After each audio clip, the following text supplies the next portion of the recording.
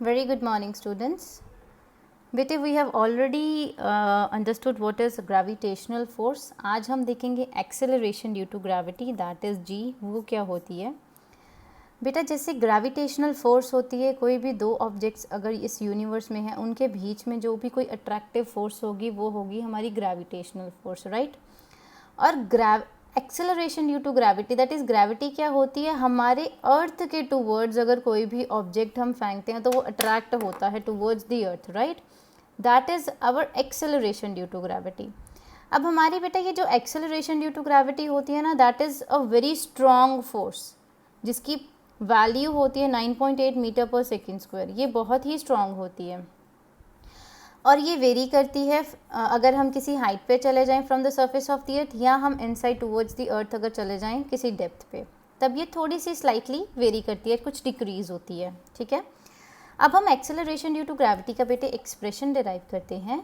What we have taken an earth here. हम consider करते हैं ये अर्थ है, एक परफेक्ट स्फीयर है जिसका मास me है, ये उसका रेडियस re है, और प्लस ये कोई भी ऑब्जेक्ट ये अर्थ के सरफेस पे मेरा पड़ा हुआ है. ये अर्थ का सरफेस है, इसके ऊपर बेटा ये कोई ऑब्जेक्ट पड़ा हुआ है जिसका मास है m, ठीक है? सपोज़ ये बॉडी मैंने आपको ऑलरेडी बताया ये यहाँ पे पड़ी हुई है. तो according to our Newton's law of gravitation, जो हमने अभी यूनिवर्सल ग्रेविटेशनल लॉ पढ़ा है, हमें पता है F is equals to GME m/re का square. That is product of both the masses and ये डिस्टेंस का क्या होगा? इन्वर्स. F से इन्वर्सली प्रोपोर्शनल होता है इसका डिस्टेंस का स्क्वायर, ठीक है? अब हमें पता है हमारे according to our Newton's second law F is equals to mg.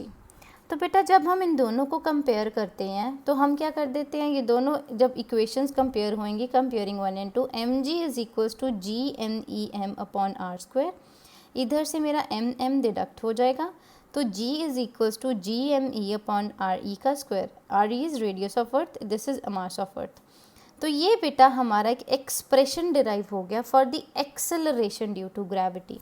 Okay, इसके साथ ही हम देखते हैं हमारा जो g होता है ना, अब उसका एक्सप्रेशन क्या आया था? g is equals to GME/re का स्क्वायर. ये आया था हमारा एक्सप्रेशन. अब हमने देखा यहाँ पे मास सिर्फ किसका है?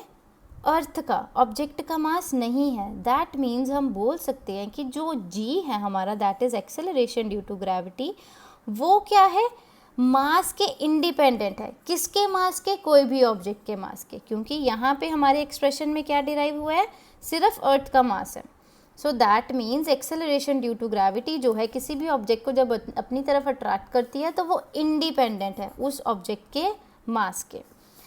अगर बेटे हम बात करें कि कोई भी अगर प्लैनेट है, ठीक है, अगर हम अर्थ के अलावा और कोई भी प्लैनेट लेते हैं तो उस केस में हमारी एक्सेलरेशन ड्यू टू ग्रेविटी क्या आएगी? ये GP. P stands for planet. कोई और प्लैनेट पे GP is equals to GMP, that is mass of the planet, and ये उसका जो रेडियस होगा. अब बेटे I have already told you the value होती है एक्सेलरेशन ड्यू टू ग्रेविटी की, that is 9.8 metre per second square, right? अगर हम acceleration due to gravity G की वैल्यू मून पे देखें तो वो 1/6 टाइम्स होती है then that of the earth, मतलब इसके 1/6. और अगर हम यही वैल्यू की बात बेटा सन पे करते हैं तो सन पे ये 27 टाइम्स होती है, मतलब 27 मल्टीप्लाई बाय दिस वैल्यू. सो सबसे मिनिमम जी की वैल्यू कहाँ पे होती है? हमारे मर्करी प्लैनेट पे. सो ये आपके general knowledge point of view से है कि हमारी वैल्यू जो एक्सेलरेशन ड्यू टू ग्रेविटी की होती है वो हमारे अर्थ पे कितनी है, मून पे कितनी है, सन पे कितनी है, एंड सबसे मिनिमम किस प्लैनेट पे होती है? कहाँ पे होती है? That is on planet mercury. अब बेटे हम बात करते हैं हमारे अर्थ के मास की एज वेल एज उसकी डेंसिटी की कैसे कैलकुलेट करनी है, ठीक है बेटे? We already have the formula for g on the surface of the earth, that is GME/re का स्क्वायर. ये कहाँ पे है? अर्थ के सरफेस से. यहाँ से हमने ये मास निकाला बस. वो कैसे? ये r इधर चला गया, g नीचे आ गया, that's it.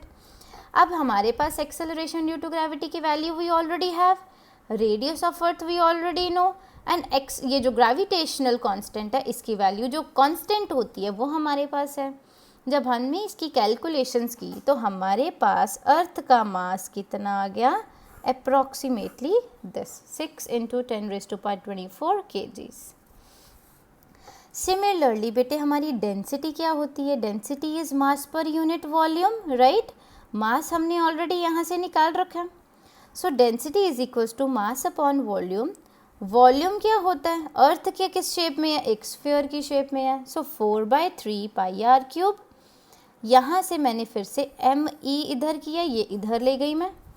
So M E is equals to rho into 4/3 pi R E cube. Okay, यहाँ पे हमने ऊपर अभी एक फॉर्मूला डिराइव किया था ये एम ई का. ये एम ई और ये वाली वैल्यूज़ यहाँ पे मैंने एम ई सब्सटीट्यूट कर दिया, ये वाला देखिए ध्यान से. सो ये आर ई का स्क्वायर क्यूब के साथ कैंसल्ड आउट हो गया.